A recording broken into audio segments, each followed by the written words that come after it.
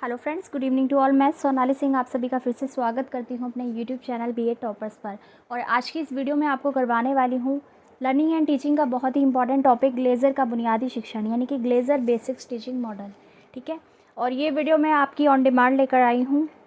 आप में से ही किसी का कमेंट था कि मैम टीचिंग और लर्निंग के इंपॉर्टेंट क्वेश्चंस करवा दीजिए, तो आज मैं ये पहला वीडियो लेकर आई हूँ। इसके अलावा और भी आगे लेकर आने वाली हूँ। प्रीवियस ईयर की वीडियोस आप देखना चाहते हैं, प्रीवियस ईयर क्वेश्चन पेपर्स की, तो वो भी हमारे चैनल पर उपलब्ध है। इसके अलावा नई वीडियोस के लिए आप चैनल को सब्सक्राइब कर लीजिए। चलिए बिना किसी देरी के करते हैं आज का वीडियो शुरू। और आज का हमारा टॉपिक है ग्लेज़र का बुनियादी शिक्षण।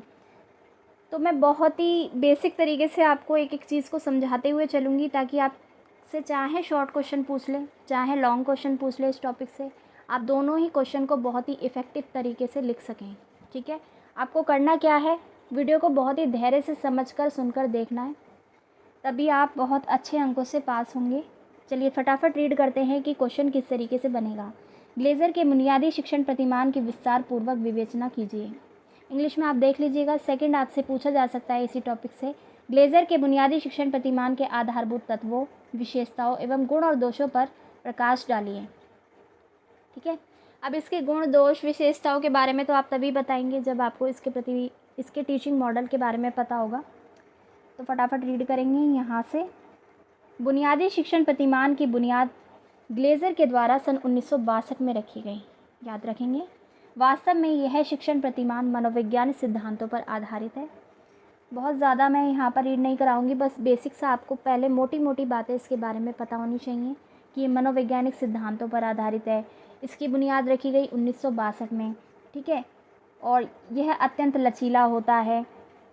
नीचे से रीड करेंगे, इसको आप रीड कर लीजिएगा। और बहुत ज़्यादा वीडियो को मैं लेंदी ना कर दूँ, इसके लिए सिर्फ़ और सिर्फ मुख्य बिंदुओं पर मैं चर्चा कर रही हूँ, ताकि जब आप इस क्वेश्चन को अच्छे से रीड करें तो आपको फटाफट से समझ में आ जाए कि इस क्वेश्चन में बताया क्या गया था। ठीक है, यहाँ से रीड करेंगे। इन तत्वों के द्वारा पाठ्य सामग्री को सरल रूप में प्रस्तुत किया जा सकता है। ठीक है, ग्लेज़र का जो बुनियादी शिक्षण प्रतिमान था वो क्या करता है, कठिन कंटेंट को सरल रूप में प्रस्तुत करने में उपयोगी है। ठीक है, एक तरीके से हेल्प करता है टीचर की। तो इसके 4 तत्व उसने बताए हैं। किसने, ग्लेज़र ने। पहला है अनुदेशात्मक उद्देश्य, दूसरा है अनुदेशात्मक प्रक्रिया, तीसरा है प्रारंभिक व्यवहार, चौथा है निष्पादन मूल्यांकन। अब इसको आप याद कैसे रखें, देखिए सबसे पहले आप क्या करते हैं, किसी चीज़ का उद्देश्य निर्धारण करते हैं। ठीक है, तो इसका याद रखेंगे, अनुदेशात्मक उद्देश्य। सेकंड है प्रक्रिया, प्रोसेस में आती है वो चीज़, तो सेकंड हो जाएगा अनुदेशात्मक प्रक्रिया। इसके बाद है प्रारंभिक व्यवहार, और अंत में आएगा आपका निष्पादन मूल्यांकन। ठीक है, सपोज मैं एक एग्जांपल देती हूँ। एक टॉपिक आप अपने स्टूडेंट्स को पढ़ाने वाले हैं, आपने उद्देश्य निर्धारित किए, तभी तो आप क्लासरूम में जाएंगे बच्चों को पढ़ाने के लिए। फिर आप क्लास में गए, वहाँ पर क्या होगा, पूरा प्रोसीजर होगा। ठीक है, पढ़ाने का जो भी तरीका है आप एग्जीक्यूट करेंगे, उसको कहेंगे अनुदेशात्मक प्रक्रिया, जहाँ पर आप बच्चों को इंस्ट्रक्शंस देते हैं। ठीक है, अपने टॉपिक से रिलेटेड। इसके बाद बच्चे व्यवहार करने लगते हैं, तो बच्चों का जो प्रारंभिक व्यवहार है वो तीसरे बिंदु में आ जाएगा। और अंत में आप क्या करते हैं, मूल्यांकन करते हैं। तो मोटी मोटी बातें आपको समझ में आ गई। ठीक है, कि किस पॉइंट में क्या होगा। इसके अलावा मैं आपको आगे डिटेल में रीड करके भी दिखाऊंगी। अगले पेज पर आप जाएंगे, पेज नंबर 100 पे।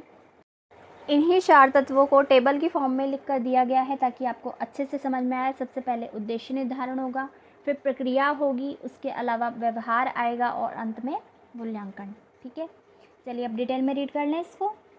अनुदेशात्मक उद्देश्य, इंस्ट्रक्शनल ऑब्जेक्टिव्स। यह शिक्षण अधिगम प्रक्रिया में मुख्य भूमिका अदा करता है। इसमें उन उद्देश्यों के आधार पर ही शिक्षण कार्य किया जाता है जिन्हें किसी अनुदेशन की समाप्ति पर प्राप्त करते हैं। इन उद्देश्यों के आधार पर ही शिक्षण कार्य किया जाता है। ठीक है, सबसे पहले उद्देश्य निर्धारण करेंगे, तो ये सारी चीज़ें इसी में आ जाएगी। और ये शिक्षण विशेष विधि को निश्चित दिशा प्रदान करते हैं। जब तक उद्देश्य नहीं होगा तो आपको कैसे पता होगा कि बच्चों को क्या पढ़ाएं। ठीक है, किस डायरेक्शन में आप पढ़ाएंगे वो आपकी निश्चित नहीं हो पाती है। लेकिन अनुदेशात्मक उद्देश्य में क्या किया जाता है, उद्देश्यों का निर्धारण किया जाता है। और इसी प्रक्रिया को क्या कहा जाता है, कार्य विश्लेषण भी कहते हैं। याद रखिएगा। अगर आपसे पूछ ले ग्लेज़र के बुनियादी शिक्षण प्रतिमान में कार्य विश्लेषण क्या है, तो आपको पता होना चाहिए अनुदेशात्मक उद्देश्य ही कार्य विश्लेषण है। आगे है विद्यार्थी के व्यवहार में इच्छित सुधार। इसी से लक्षित होता है। अनुदेशात्मक के ज्ञानात्मक पक्ष के उद्देश्य विद्यार्थी में ज्ञानात्मक व क्रियात्मक पक्षों को उजागर करता है। भावात्मक पक्ष के उद्देश्य विद्यार्थियों की भावनाओं, दृष्टिकोण व मूल्यों में लाए जाने वाले परिवर्तनों से संबंधित है। ठीक है, तो ये तो थी डिटेलिंग वाली बात, बेसिक चीज़ें आपको बता दी मैंने ऊपर। और यहाँ पर देखिए, यहाँ से रीड करेंगे।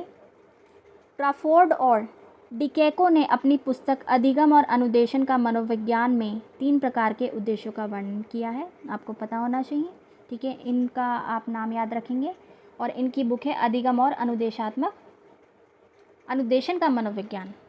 ठीक है, तो इसमें पहला उद्देश्य उन्होंने लिखा स्कूल के उद्देश्य, सेकंड है शिक्षक यानी टीचर के उद्देश्य, थर्ड है यहाँ पर विद्यार्थी के उद्देश्य। ठीक है, तो ये कहते हैं कि जो अनुदेशात्मक उद्देश्य होते हैं उसको भी 3 कैटेगरी में इन्होंने डिवाइड कर रखा है। पहला स्कूल उद्देश्य, शिक्षक उद्देश्य और स्टूडेंट उद्देश्य। तो सबसे पहले देखते हैं कि स्कूल के उद्देश्य क्या हैं। जी, स्कूल्स ऑब्जेक्टिव, इसमें उन ध्येय और लक्ष्यों को सम्मिलित किया जाता है जो पूरे राष्ट्र और समुदाय के उद्देश्य होते हैं। ठीक है, स्कूल हमें क्या सिखाता है? स्कूल हमें राष्ट्र के प्रेरणा देता है, राष्ट्र के लिए आगे बढ़ने के लिए, कार्य करने के लिए प्रेरणा देता है। यही सारी बातें स्कूल के उद्देश्य होते हैं। इसमें स्कूल की शिक्षा प्रणाली कैसी है, माध्यम और प्रबंध पर आधारित उद्देश्य होते हैं। स्कूल के उद्देश्य ही भविष्य के लक्ष्यों को प्राप्त करने में सहायक होते हैं। इन स्कूल उद्देश्यों के द्वारा हम अपने आर्थिक राजनीतिक दर्शन को दर्शाते हैं। इसके विस्तृत लक्ष्य के आधार पर भविष्य का ढांचा प्रस्तुत होता है। इतना आपको आइडिया हो गया, राइट? और टीचर के क्या उद्देश्य होंगे, पढ़ लेते हैं। शिक्षक के उद्देश्य स्कूल के उद्देश्यों की अपेक्षाकृत संकीर्ण होते हैं। ठीक है, यानी कि कम होते हैं। स्कूल का उद्देश्य तो बड़ा है, लेकिन टीचर के जो ऑब्जेक्टिव्स होते हैं वो लिमिटेड होते हैं, संकीर्ण होते हैं। इनका मुख्य उद्देश्य होता है शिक्षण द्वारा चयनित विषय वस्तु सामग्री और क्रियाओं पर अधिक बल देने से। ठीक है, एक टीचर का क्या काम होगा? वो क्लास में पढ़ाने आता है, बच्चों को अच्छी नॉलेज देने आएगा और वो अपने जो शिक्षण संबंधी उद्देश्य है उसको प्राप्त करना चाहता है। ठीक है, इसलिए उसके उद्देश्य जो हैं वो स्कूल के उद्देश्यों से संकीर्ण है, लिमिटेड है, कम है। ये उद्देश्य एक शिक्षक को अपनी पाठ्य योजना को तैयार करते समय सहायता प्रदान करती है। शिक्षक को अपनी बोध कौशल जैसे पढ़ना, लिखना, सुनना, उच्चारण करना आदि की अभिव्यक्ति में निपुणता लाने में तात्पर्य है। किसी भी शिक्षक के उद्देश्य उसके स्कूल से संबंधित होते हैं।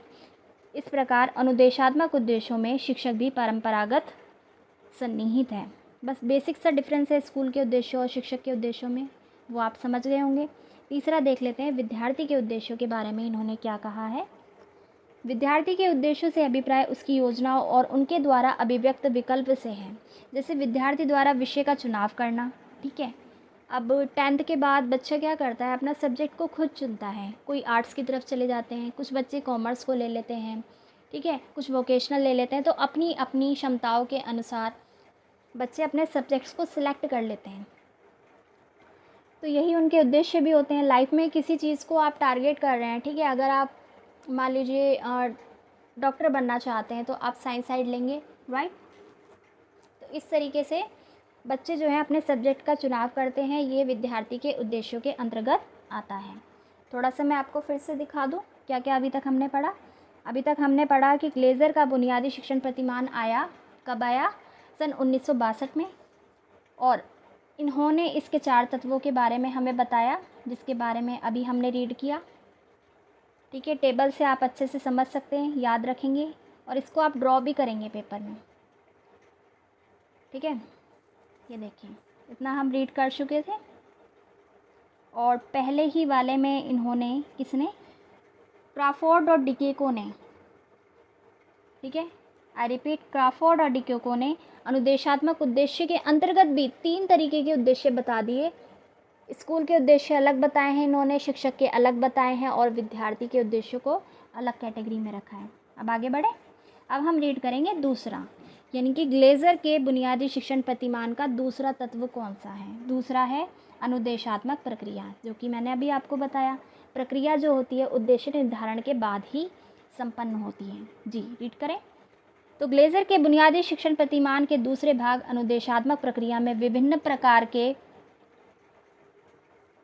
अधिगम के लिए भिन्न भिन्न अनुदेशात्मक अनुदेशन प्रदान करने की विधियों का वर्णन है। ठीक है, अनुदेशात्मक प्रक्रिया में क्या होगा, इंस्ट्रक्शंस प्रोवाइड करेगा टीचर। ठीक है, अपने स्टूडेंट्स को इंस्ट्रक्शंस प्रोवाइड करेगा।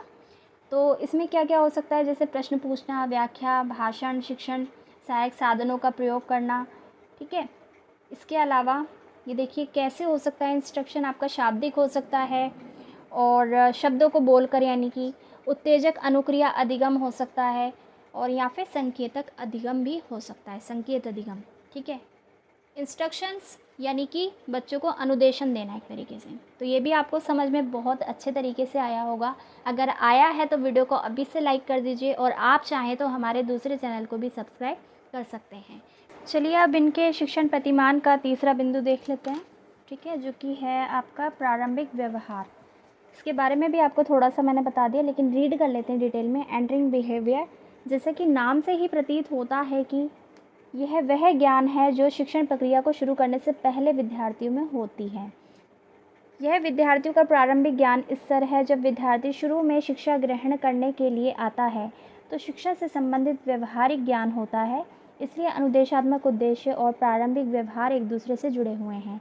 इन दोनों का गहरा आपसी संबंध है। ग्लेजर के बुनियादी शिक्षण प्रतिमान के इस तत्व का वर्णन करते समय प्रारंभिक व्यवहारों की, जैसे तैयारी, परिपक्वता, व्यक्तित्व एवं विभिन्नताओं के शब्दों में अंतर स्पष्ट करना भी अति आवश्यक है। उदाहरण के लिए, यदि विद्यार्थी के गुणा करने की विधि शुरू करने से पहले विद्यार्थी को जोड़े करने की विधि का ज्ञान देना आवश्यक है। ठीक है, आप बच्चे को डायरेक्टली मल्टीप्लिकेशन नहीं सिखा सकते, उससे पहले आपको एडिशन सिखाना चाहिए। तो यही है प्रारंभिक व्यवहार, जब बच्चा आपसे कुछ सीखने के लिए आ रहा है अपनी प्रीवियस नॉलेज लेकर। ठीक है, चलिए देख लेते हैं आगे इसमें क्या लिखा है। इस आधार पर अनुदेशन के लक्ष्यों का चयन किया जाता है। विद्यार्थी के स्वयं किए हुए कार्यों के आधार पर ही प्रत्यक्ष कार्यों का पता चलता है।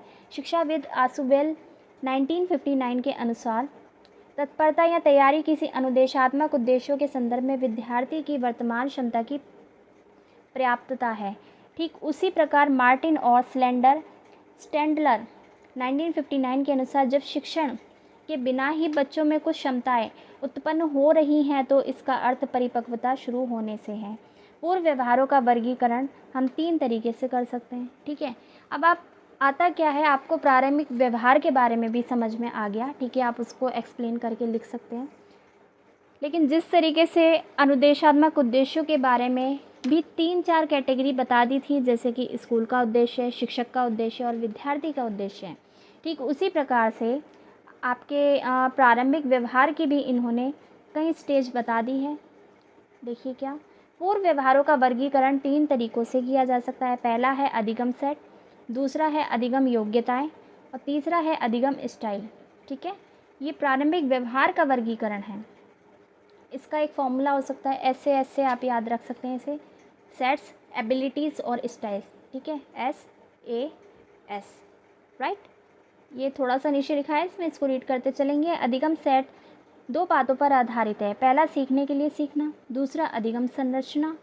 इसी प्रकार अधिगम योग्यता में विभिन्न योग्यताएं, प्रक्रियाएं शामिल हैं। अधिगम स्टाइल में नए प्रत्यय और सिद्धांतों को सीखने के दौरान सूचना प्राप्त करने के व्यक्तिगत ढंग भी शामिल हैं।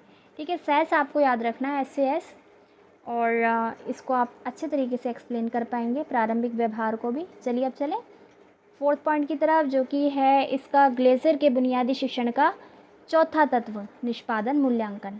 इंग्लिश में कहेंगे इसको परफॉर्मेंस असेसमेंट। अगर आपको वीडियो अच्छी लग रही है तो चैनल को सब्सक्राइब कर लेना। टॉपिक आपको मैं आपके लिए बहुत ईजी कर देती हूँ। ठीक है, अगर आप पहली बार पढ़ रहे हैं तो आपके लिए कहते हैं ना बहुत मुश्किल होता है एक नया टॉपिक, तो ये वीडियो देखने के बाद आपको चुटकियों का खेल लगने लगेगा ग्लेजर का बुनियादी सिद्धांत।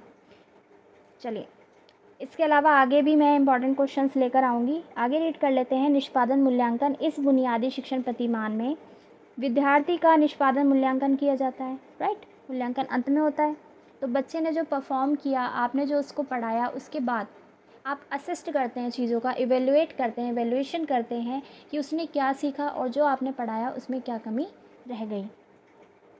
तो यह मूल्यांकन पूरे परीक्षण तथा निरीक्षण के पश्चात किया जाता है।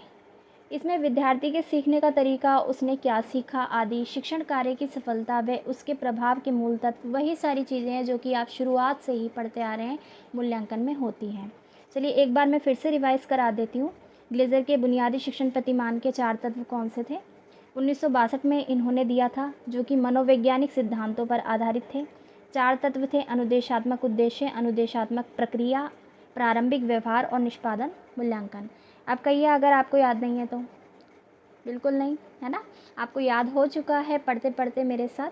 4 पॉइंट्स को आप अच्छी तरीके से टेबल बनाकर एक्सप्लेन कर देंगे, ठीक है? टेबल बनाएंगे तो चेकर को समझ में आ जाएगा कि आपको कितनी अच्छी नॉलेज है। इसके बाद आप उदाहरण के साथ इनको बारी बारी एक्सप्लेन करते जाएंगे। उद्देश्यों का भी 3 जगह वर्गीकरण आप कर देंगे: स्कूल उद्देश्य, शिक्षक उद्देश्य और विद्यार्थियों के उद्देश्य। सेकंड पॉइंट यहाँ पर ले लेंगे आप अनुदेशात्मक प्रक्रिया, फिर आ जाएगा प्रारंभिक व्यवहार, देन निष्पादन मूल्यांकन। आगे देख लेते हैं इन्होंने क्या दिया है। नेक्स्ट पेज नंबर 102 पर।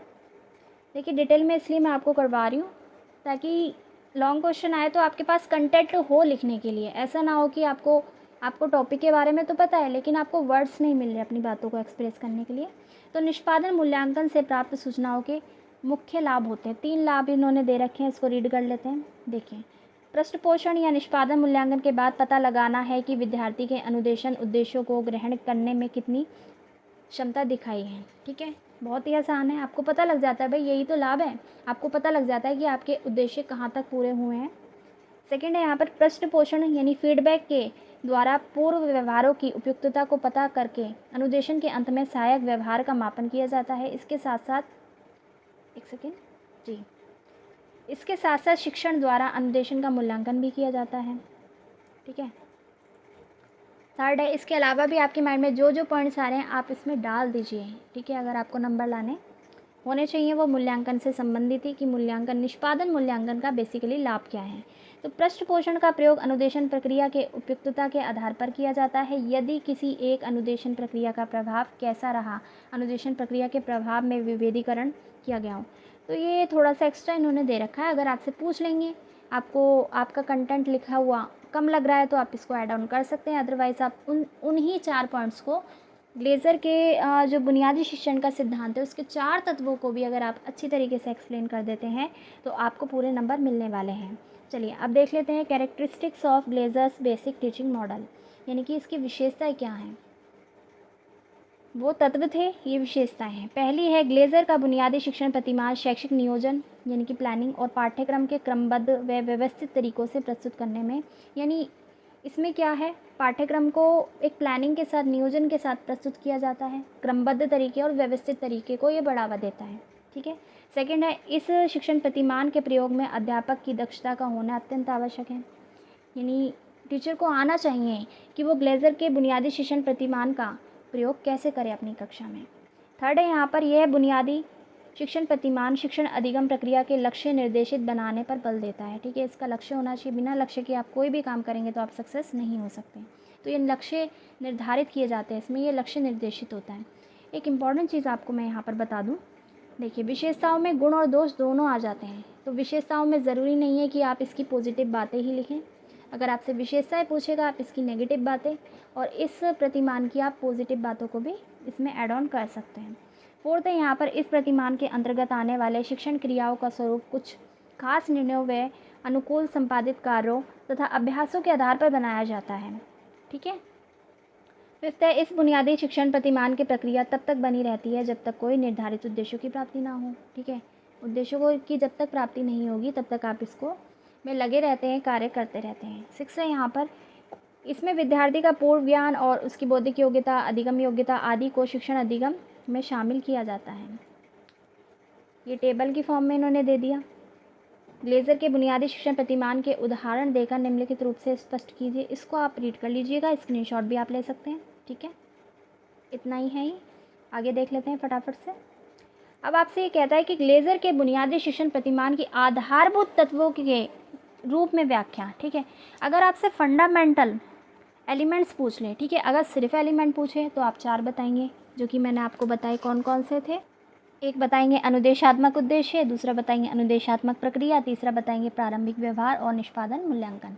ठीक है, अगर वो फंडामेंटल एलिमेंट आपसे पूछ लेता है तो आप ये बताएंगे लक्ष्य या उद्देश्य, संरचना, प्रतिक्रिया के सिद्धांत, सहायक प्रणाली और सामाजिक प्रणाली। इसको एक्सप्लेन किया है इन्होंने, इसको रीड करेंगे फटाफट। ग्लेजर के बुनियादी शिक्षण प्रतिमान का उद्देश्य शिक्षण के विभिन्न चरणों की संपूर्ण शिक्षक प्रक्रिया की व्याख्या करना। ठीक है, उद्देश्य और लक्ष्य में वही चीज़ आ जाएगी। इसमें लक्ष्य निर्धारित किए जाते हैं। इसके लक्ष्य विद्यार्थियों के वातावरण से संबंधित होते हैं। लक्ष्य को ध्यान में रखते हुए सबसे पहले अनुदेशात्मक उद्देश्य निर्धारित किए जाते हैं। इन उद्देश्यों की प्राप्ति के पश्चात शिक्षण कार्य किया जाता है। ये आपको पता ही है, बस आपको पता होना चाहिए मेन पॉइंट्स। ठीक है, संरचना की बात कर लेते हैं। तो ग्लेजर के एक शिक्षण प्रतिमान के कार्य व क्रियाओं का प्रवाह अनुदेशात्मक उद्देश्यों के निर्धारण से शुरू करके विद्यार्थियों की व्यवहारिक मूल्यांकन, अनुदेशन की विधियों के क्रियान्वयन तथा निष्पादन मूल्यांकन की दिशा में चलता है। ठीक है, पहले उद्देश्य निर्धारित हुए, उसके बाद क्रियान्वयन की करते हैं आप चीज़ों का। तो वास्तव में यह शिक्षण क्रियाओं के स्वरूप को दर्शाता है। मतलब जो एक्चुअल में आप क्रियाओं को एग्जीक्यूट कर रहे हैं, जो भी एक्टिविटीज़ अपने स्टूडेंट्स के साथ आप कर रहे हैं टीचिंग को लेकर, वो संरचना के अंदर आ जाता है। संरचना के गठन में आवश्यक चरणों की संरचना का समावेश होता है। ये संरचना की क्रियाओं के क्रम के रूप में जाना जाता है। शिक्षण कार्य को सफल बनाने के लिए शिक्षक की अनुदेशात्मक उद्देश्यों का निर्धारण करके विद्यार्थियों के प्रारंभिक व्यवहार के बारे में जाना जा सकता है। अंत में विद्यार्थियों के निष्पादन मूल्यांकन किया जाता है। इसलिए प्रत्येक प्रतिमान का अपना अलग ही चरण प्रवाह होता है। तो संरचना आपको समझ में आई? ठीक है, ये पूरी तरीके से जो भी आप क्रियाएं कर रहे हैं उनसे संबंधित होता है। जो आपकी क्रियाएं हैं संरचना पर ही आधारित होती है कि कब आप कौन सी चीज़ को प्रयोग करने वाले हैं, उसके बाद कौन सा स्टेप यूज़ में लाएंगे, उसके बाद आप कौन सा करेंगे। ठीक है, चलिए थर्ड पॉइंट रीड कर लेते हैं यहाँ पर अगले पेज पर 104 पर, प्रतिक्रिया के सिद्धांत, प्रिंसिपल ऑफ रिएक्शन। तो यह तत्व विद्यार्थियों की अनुक्रियाओं के प्रति अध्यापक की प्रतिक्रिया से साथ संबंधित है। मतलब विद्यार्थियों ने जो रिएक्ट किया, ठीक है, उस पर टीचर का क्या रिएक्शन आया, उससे संबंधित है प्रतिक्रिया के सिद्धांत। लेकिन कुछ प्रतिमान शिक्षण के सिद्धांत विद्यार्थियों की क्रियाओं में अपनी प्रतिक्रिया का समावेश करता है। शिक्षक को शिक्षण कार्य करते समय सक्रिय रहना पड़ता है। ऐसा ना करने पर शिक्षण प्रतिमान प्रभावी नहीं होते। शिक्षक को शिक्षण कार्य में और विषय वस्तु की कौशलता, रचना, परिपक्वता में निपुण होना चाहिए। तो ये आगे टीचर्स की क्वालिटी कि वो अपने इस टीचिंग मॉडल का प्रयोग करते हुए किस तरीके से चीज़ों को यूज़ करें। तो ये भी तीसरा महत्वपूर्ण इसका फंडामेंटल तत्व था, याद रखेंगे, आधारभूत तत्व था। चलिए चौथा रीड करें, सहायक प्रणाली यानी कि सपोर्ट सिस्टम। तो सहायक प्रणाली का संबंध उन सुविधाओं से है जिनके द्वारा शिक्षक विद्यार्थी दोनों शिक्षण नीति को पूर्णतः सफल बनाने की भूमिका अदा करते हैं। तो इसमें कौन कौन सी चीज़ें आ जाएगी, जैसे कि हार्डवेयर, सॉफ्टवेयर, ये सारी चीज़ें आ जाएंगी। ठीक है, मानवीय कौशल, तकनीकी योग्यताओं। तो ये जो सारी जो सहायक होती हैं, बेसिकली जो सपोर्टिव होती हैं टीचिंग में, उसको आप इसमें लिख देंगे। आगे बढ़ते हैं, फिफ्थ पॉइंट, सामाजिक प्रणाली यानी कि सोशल सिस्टम। सामाजिक प्रणाली में शिक्षक और विद्यार्थियों दोनों की अहम भूमिका होती है। यदि शिक्षक विद्यार्थी दोनों में आपसी अंतर्क्रिया करने की क्षमता है तो वे कक्षा शिक्षण कार्य को सफल बना सकते हैं। शिक्षक विद्यार्थियों के साथ अच्छे संबंध स्थापित करते हैं शिक्षण कार्य को सुचारू रूप से चला सकता है। प्रतिमानों के हिसाब से एक अध्यापक की भूमिका अलग अलग होती है, अर्थात भिन्न होती है। उदाहरण के लिए एक प्रतिमान में शिक्षक लोकतांत्रिक भूमिका को निभाता है, वह विद्यार्थियों की मदद से शिक्षण कार्य का आयोजन करता है। लेकिन अन्य प्रतिमान में वह स्वयं भूमिका निभाता है, जैसे स्वयं शिक्षण की आयोजित कर सभी क्रियाओं का नियंत्रण रखता है। इन दोनों प्रकार के शिक्षण कार्य में भिन्नता होती है। कक्षा में विद्यार्थी शिक्षक की हर एक प्रक्रिया को ध्यान से देखता है और कोई चीज़ कठिन संप्रत्यों को दोबारा समझने का आग्रह करता है। ये सामाजिक प्रणाली है जिसमें क्या होता है, टीचर और स्टूडेंट के बीच जो इंटरेक्शन होता है, बेसिकली वही, तो उसी के बारे में ही आपको बताना है। ठीक है, लास्ट में आ जाएगा मूल्यांकन। मूल्यांकन में आपको पता ही है क्या लिखना है, तो नई बात नहीं है, आगे रीड कर लेंगे फटाफट। लेकिन इससे पहले एक बार और मैं आपको रिवाइज़ करवा दूँ। तो पहला हमारा आधारभूत तत्व था ग्लेजर की बुनियादी सिद्धांत का, शिक्षण प्रतिमान का, लक्ष्य या उद्देश्य। दूसरा था संरचना। थर्ड है यहाँ पर प्रतिक्रिया के सिद्धांत, सहायक प्रणाली और सामाजिक प्रणाली। अंत में इन्होंने दे दिया मूल्यांकन। ये रहा। ठीक है, आगे बढ़ते हैं और बात करेंगे ग्लेजर के बुनियादी शिक्षण प्रतिमान के गुणों दोष की। सबसे पहले बात कर लेते हैं गुणों की। तो यह शिक्षण प्रतिमान प्रयोग से शिक्षण को अधिक प्रभावशाली और उद्देश्यपूर्ण बनाया जा सकता है। सेकंड है, इस प्रतिमान के शिक्षण व शिक्षक और शिक्षार्थी यानी स्टूडेंट के बीच अंतःक्रिया होती है, इंट्रैक्शन होता है इसमें। थर्ड है, ग्लेजर प्रतिमान द्वारा कठिन विषय के शिक्षण में सहायता मिलती है, यानी कि इसमें क्या होता है, टॉपिक्स को सरल से सरल बनाया जाता है। यह प्रतिमान मनोविज्ञान के सिद्धांतों पर आधारित होने के कारण इसे सिखाने में सरलता होती है, प्रभावशाली भी होता है। तो सारी अच्छी बातें गुणों में आ जाएगी। फिफ्थ है यहाँ पर बुनियादी शिक्षक प्रतिमान के द्वारा शिक्षक में व्यावसायिक निपुणता का विकास होता है, रटने की प्रवृत्ति को बढ़ावा ये नहीं देता है। ठीक है, ये भी रीड कर लिया हमने। इसके बाद यहाँ पर पाठ्य सामग्री को क्रमानुसार रख के उसे व्यवस्थित किया जा सकता है। इसमें इस प्रतिमान के तत्व लचीले होते हैं, यानी कि आवश्यकता के अनुसार उसमें परिवर्तन किया जा सकता है। तो देखिए कितने सारे पॉइंट्स निकल कर आ गए यहाँ पर। इस प्रतिमान के द्वारा उपचारात्मक शिक्षण संभव है, ठीक है, क्योंकि इसे तुरंत प्रतिपुष्टि यानी कि फीडबैक प्रदान की जा सकती है इसमें। 10th है यहाँ पर इस प्रतिमान के द्वारा विद्यार्थियों की स्थिति के अनुरूप, यानी कि जैसी उन्हें शिक्षा चाहिए उनके अनुसार उन्हें शिक्षा प्रदान की जाती है। इस प्रतिमान के द्वारा विद्यार्थियों में रचनात्मक क्रिएटिविटी डेवलप होती है। इस प्रतिमान के द्वारा शिक्षण कार्य करते समय अनुशासन बना रहता है। चलिए अब चलते हैं दोषों की तरफ, यानी कि डिमेरिट्स के बारे में पढ़ेंगे। तो इस सिद्धांत की डिमेरिट्स क्या है? इस प्रतिमान द्वारा सभी विषयों को पढ़ाने में प्रभावशाली नहीं बना सकते, ठीक है, यानी कि हर एक टॉपिक अपने आप में अलग होता है, हर एक सब्जेक्ट अलग होता है और हर एक सब्जेक्ट को पढ़ाने की विधि भी अलग होती है। तो ज़रूरी नहीं कि हर एक सब्जेक्ट में फिट बैठे। सेकंड है इस प्रतिमान में शिक्षण कार्य करने में अधिक समय लगता है। तो भाई समय तो लगेगा, इसमें इतने सारे लेवल्स हैं और टीचर को हर एक चीज़ का ध्यान रखना पड़ता है, क्रमबद्धता का भी ध्यान रखना पड़ता है। थर्ड है यहाँ पर इस प्रतिमान में शिक्षण कार्य प्रशिक्षित शिक्षकों द्वारा की जा सकती है, ठीक है, यानी कि टीचर को खुद आना चाहिए, तभी उसके बाद ही वो इस प्रतिमान इस टीचिंग मॉडल का प्रयोग कर सकता है। टीचर को इसका ज्ञान होना बहुत इम्पॉर्टेंट है। चैनल को अभी तक अगर आपने सब्सक्राइब नहीं किया है कर दीजिए। लास्ट पॉइंट है यहाँ पर इस प्रतिमान में अनुदेशात्मक उद्देश्यों को निर्धारित करके विद्यार्थियों के प्रारंभिक व्यवहार की जांच की जाती है या जांच होती है, जबकि सामान्य रूप में विद्यार्थियों के प्रारंभिक व्यवहार के आधार पर अनुदेशात्मक उद्देश्यों का निर्धारण किए जाते हैं, ठीक है।